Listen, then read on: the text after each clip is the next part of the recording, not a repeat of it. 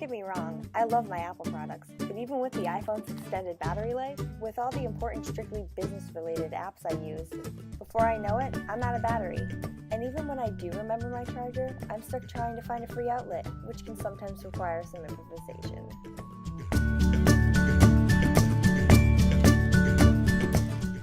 I'm constantly on the go, and I don't have time to be tied down to an outlet. But with Apple's new iGo charger case, those worries are a thing of the past. The iGo is a case that connects directly to my iPhone and charges it using the energy I generate by going about my day, working out, or running. So I can turn calories into kilowatts. With my new iGo, I don't have to feel tied down anymore, because iGo goes where I go. Here we have a comparison of the battery life for the iPhone 5S, iPhone 6, and iPhone 6 Plus. It appears that battery life has improved with each new edition of the iPhone. For the various uses, all of the iPhones are capable of staying alive for several hours at a time for the singular purpose that is given.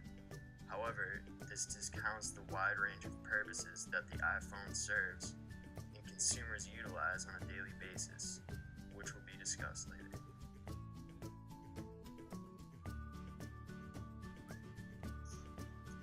While the previous statistics painted a bright picture for the battery life of iPhones, some actual customer reviews say otherwise.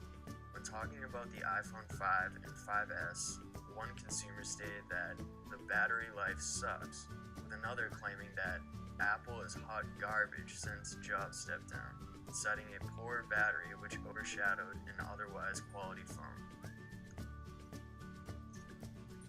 Another consumer reviewed the iPhone 6 and 6 Plus, reporting a weak battery life, and that he or she could tolerate a larger phone if it meant improved battery life.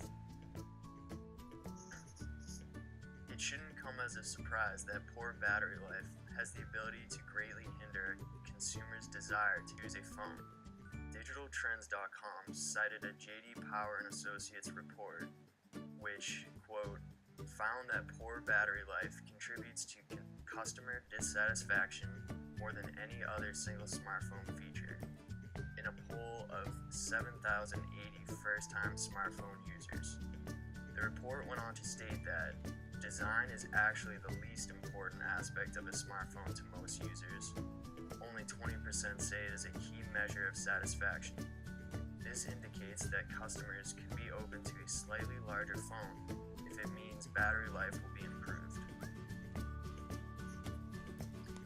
This graph measures average time spent on iOS devices, with peak hours between 6 p.m. and 10 p.m.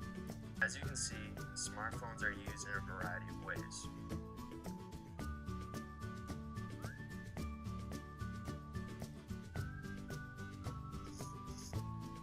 Looking more in depth, cell phone users are obviously not using their phones just for calls anymore. All of these various activities place strain on the phone's battery, furthering the necessity of the iGo. There would be a large market for the iGo, as in 2014, 58% of all adults owned a smartphone.